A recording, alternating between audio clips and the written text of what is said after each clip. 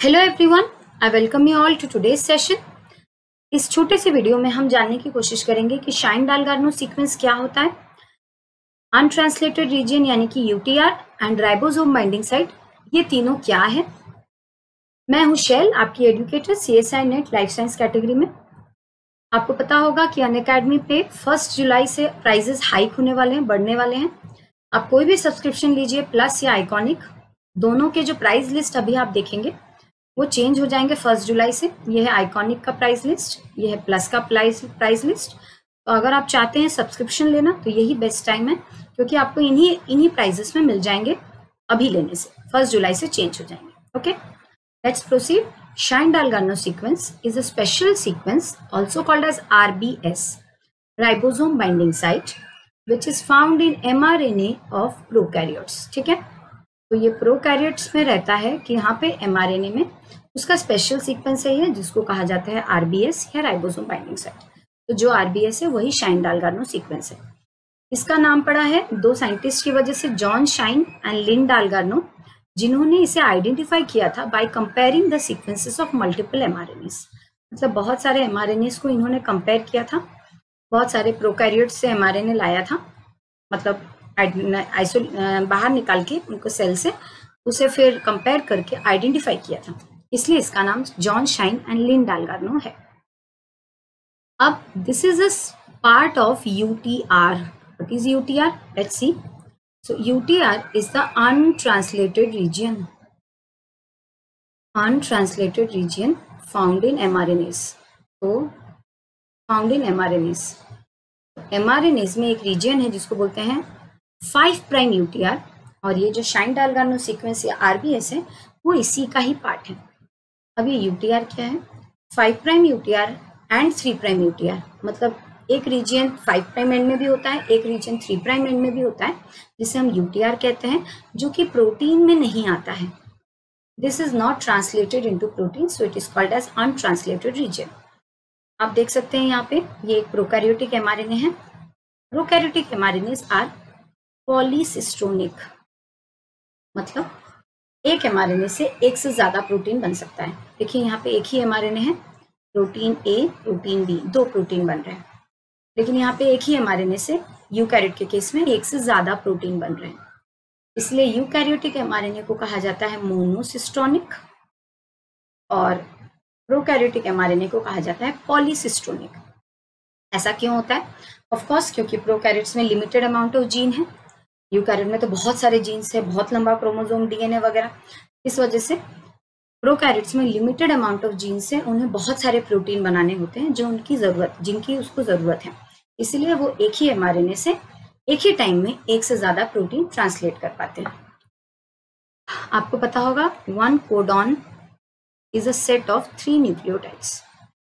तो 3 न्यूक्लियोटाइड्स के सेट को 1 कोडॉन कहा जाता है, और mRNA से जब प्रोटीन बनता है तो इन्हीं कोडॉन्स को 3 नंबर में, मतलब एक के बाद एक, राइबोसोम एंड tRNA की हेल्प से अमीनो एसिड में कन्वर्ट कर दिया जाता है। मतलब अगर ये mRNA है AUG UUU CAU for example, ये पहला अगर कोडॉन है, ये इसी से राइबोसोम एंड tRNA क्या करेंगे?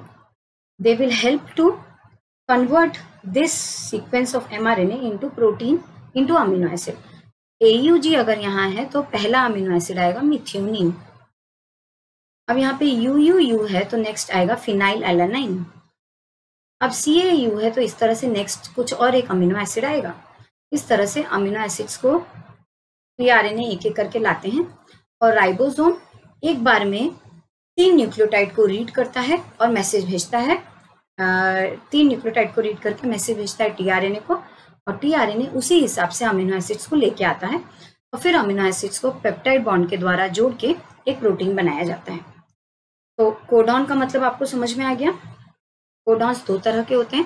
पहला, एक्चुअली कोडॉन्स, जिस कोडॉन से प्रोटीन सिंथेसिस स्टार्ट होता है उसे कहा जाता है इनिशिएशन कोडॉन, और जिससे खत्म होता है उसे कहा जाता है स्टॉप कोडॉन।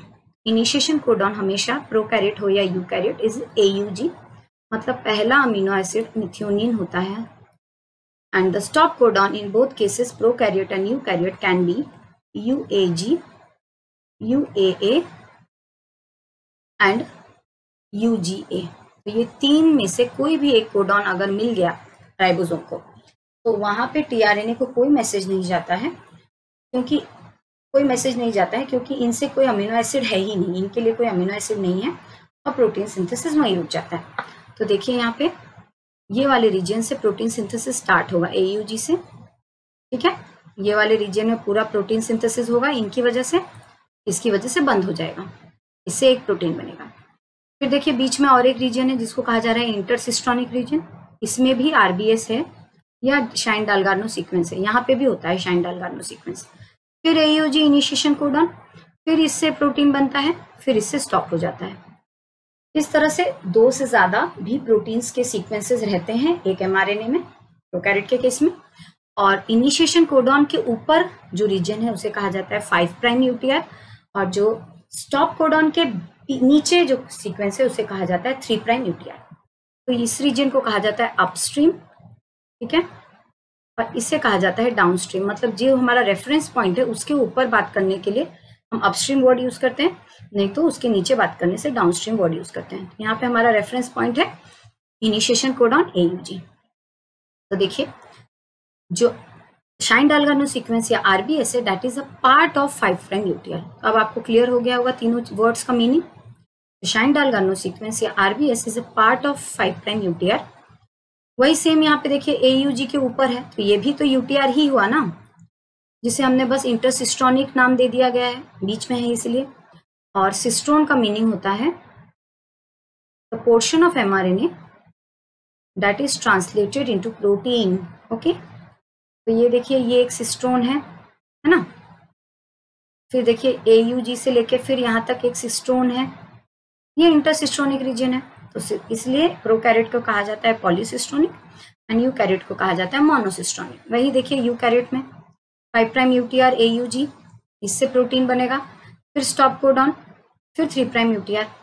उसके अलावा यूकैरियोट में 5 प्राइम कैप है और 3 प्राइम टेल है, ठीक है। उसके अलावा ये PP क्या जो देख रहे हैं वो क्या है, तो आप DNA और RNA में जो न्यूक्लियोटाइड्स होते हैं, the nucleotides of DNA and RNA are having single phosphate.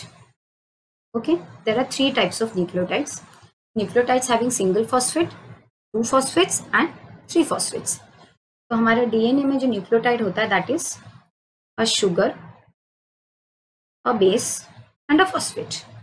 Next nucleotide, a sugar, a base, this is connected with this, and a phosphate. So this is our nucleotide, this is second nucleotide. लेकिन RNA में जो पहला nucleotide होता है, यहाँ पे पहला nucleotide होगा, उस न्यूक्लियोटाइड के पास एक फॉस्फेट नहीं होता, 3 फॉस्फेट होता है। ऐसा क्यों, कैसे, ये जब आप ट्रांसलेशन पढ़ेंगे या पॉलीमरेज के बारे में जानेंगे, DNA पॉलीमरेज, RNA पॉलीमरेज, तब आपको पता चल जाएगा। तो ये 3 फॉस्फेट्स लगे होते हैं पहला न्यूक्लियोटाइड में, इसलिए आपको PPP दिख रहा है। और ये यूकैरियोट के केस में ये कैप है G ग्वानोसाइन और ये AA का टेल है, ठीक है। तो इतना क्लियर हो गया। UTR का एक छोटा सा पार्ट होता है शाइन-डालगार्नो सीक्वेंस, जिसे हम राइबोसोम बाइंडिंग साइट भी कहते हैं, और इसका रोल क्या है वो चेक कर लेते हैं हम लोग, ठीक है। देखिए यहाँ पे ये देखिए स्टार्ट कोडॉन है, ये प्रोकैरियोटिक mRNA है, स्टार्ट कोडॉन, स्टॉप कोडॉन, ठीक है। Second start codon, stop codon, start codon, stop codon, done. अब ये देखिए स्टार्ट कोडॉन के ऊपर ये वाला रीजन क्या है, शाइन-डालगार्नो सॉरी UTR है ना। इस UTR में देखिए, इस UTR में देखिए, यहाँ पे देखिए, मैं इसको रब करती हूँ, उस लाइन को रब करके दिखाती हूँ। देखिए यहाँ पे ये पूरा रीजन UTR है ना, लेकिन यहाँ पे गैप है 3 to 9 बेसिस का। तो जो स्टार्ट कोडॉन है उसके अपस्ट्रीम में 3 to 9 बेसिस का गैप होता है, उसके बाद में होता है RBC, मतलब उसके और ऊपर होता है RBS मतलब राइबोसोम बाइंडिंग साइट। तो देखिए यहाँ पे 5 प्राइम, ठीक है, PPP मतलब ट्राइफॉस्फेट पहले वाले न्यूक्लियोटाइड का। फिर देखिए यहाँ पे और भी कुछ न्यूक्लियोटाइड्स हैं। उसके बाद देखिए ये हमारा है राइबोसोम बाइंडिंग साइट, यानी शाइन-डालगार्नो सीक्वेंस, ये रहा। ये देखिए राइबोसोम बाइंडिंग साइट को देखिए यहाँ पे एनलार्ज किया गया है। फिर उसके बाद देखिए कुछ न्यूक्लियोटाइड्स हैं मतलब ये न्यूक्लियोटाइड्स हो गए हमारे 3 to 9 बेसिस का गैप। फिर ये देखिए हमारा स्टार्ट कोडॉन। तो अब हम देखते हैं, पहले स्टार्ट कोडॉन होता है, उसके ऊपर होता है 5 प्राइम यूटीआर, है ना, और ये होता है पीपीपी, मतलब पहला न्यूक्लियोटाइड। तो पहले न्यूक्लियोटाइड के बाद में कुछ न्यूक्लियोटाइड्स का फिर गैप आता है, फिर हमारा होता है आरबीएस, फिर कुछ न्यूक्लियोटाइड का गैप होता है, फिर हमारा होता है स्टार्ट कोडॉन। यहाँ पे है हमारा आरबीएस या शाइन-डालगानो सीक्वेंस। अब ये है क्या वो तो पता चल गया, करता क्या है, it helps the ribosome to bind at the correct place on the mRNA. तो राइबोसोम जो है वो लोड होता है एक्चुअली यहाँ पे, ताकि वो आसानी से स्टार्ट साइट को पहचान सके। तो राइबोसोम का पहले आपको पता है स्मॉल सब यूनिट आता है। प्रोकैरियोट्स के केस में जो राइबोसोम्स होते हैं, देखिए यहाँ पे जो राइबोसोम्स प्रोकैरियोट के केस में they are of 70S type with 2 सब यूनिट्स। ये लार्जर सब यूनिट 50S है और ये स्मॉलर सब यूनिट 30S। देखिए, तो सबसे पहले एमआरएनए में स्मॉलर सब यूनिट आके लगता है, फिर लार्जर सब यूनिट लगता है ना। तो ये जो स्मॉलर सब यूनिट है वो पहले आके लगता है, तो उसको सही जगह पे लोड करने के लिए शाइन-डालगानो सीक्वेंस का होना जरूरी है। कैसे? राइबोसोम जो 30S सब यूनिट है, that is made up of 16S ribosomal RNA and 21 proteins. आपको पता है ribosomes is equal to proteins plus RNA, है ना। तो आरएनए है और प्रोटीन है, तो जो स्मॉलर सब यूनिट है उसका 16S राइबोसोमल आरएनए है। ऑफ कोर्स इस 30S सब यूनिट को उस एरिया में ठीक से बैठाने के लिए वहां पे शाइन-डालगानो सीक्वेंस है।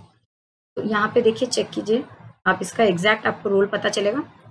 ये देखिए हमारा स्मॉलर सब यूनिट का 16S आरआरएनए है। इनके साथ में कितने प्रोटीन्स होंगे? 21 टाइप्स के प्रोटीन्स हैं जो कि इस तरह से प्रेजेंट होंगे। ये हमारा स्मॉलर सब यूनिट है। तो जो 16S आरएनए है that is complementary with the Shine Dalgarno या राइबोसोम बाइंडिंग साइट।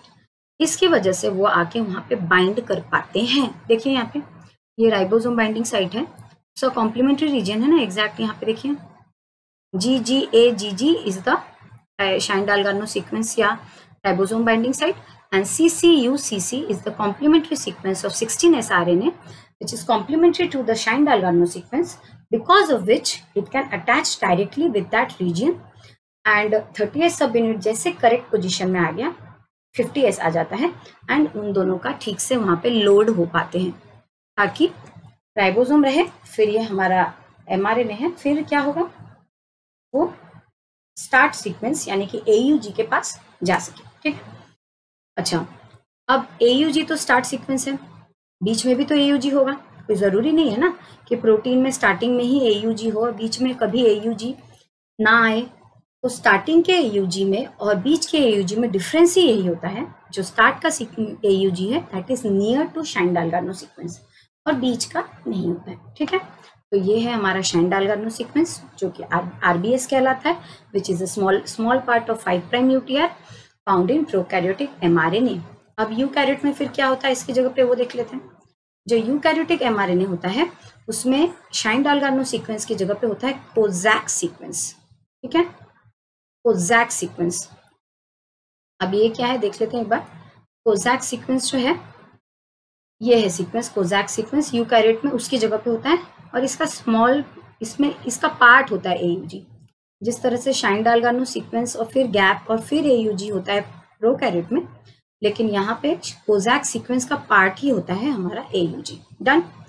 और उसके बाद और कुछ रह गया क्या? देन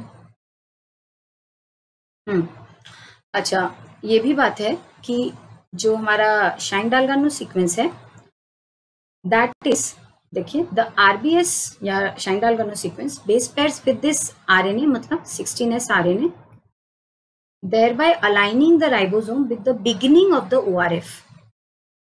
तो ORF मतलब होता है ओपन रीडिंग फ्रेम, है ना, ओपन रीडिंग फ्रेम। तो जो ओपन रीडिंग फ्रेम है, देखिए ओपन रीडिंग फ्रेम मतलब होता है जो एमआरएनए होता है उसे किसी भी तरह से राइबोसोम रीड कर सकता है। देखिए यहाँ पे एक छोटा सा एमआरएनए है 5 प्राइम, ये देखिए स्टार्ट सीक्वेंस है। अगर एग्जैक्ट ए से रीडिंग करना स्टार्ट किया राइबोसोम ने तो पहला कोडॉन होगा AUG, फिर होगा AAA, फिर GCA, फिर AUU, इस तरह से होगा। बाय चांस समझ लीजिए राइबोसोम ने ए को मिस कर दिया, वो UGA से रीडिंग स्टार्ट कर दिया, तो देखिए ये स्टॉप सीक्वेंस है, प्रोटीन सिंथेसिस यहीं पे रुक जाएगा, तो कितना फॉल्ट आ जाएगा ये देखिए। थर्ड केस में देखिए बाय चांस उसने AU को मिस कर दिया और G से रीडिंग स्टार्ट किया, कोई बात नहीं, ये तो स्टॉप सीक्वेंस नहीं है, तो यहाँ से रीडिंग करने से ये पहला कोडॉन होगा, लेकिन ऊपर देखिए तो पहला कोडॉन क्या था AUG, नीचे हो गया GAA। इसकी वजह से सारा रीडिंग फ्रेम बदल गया।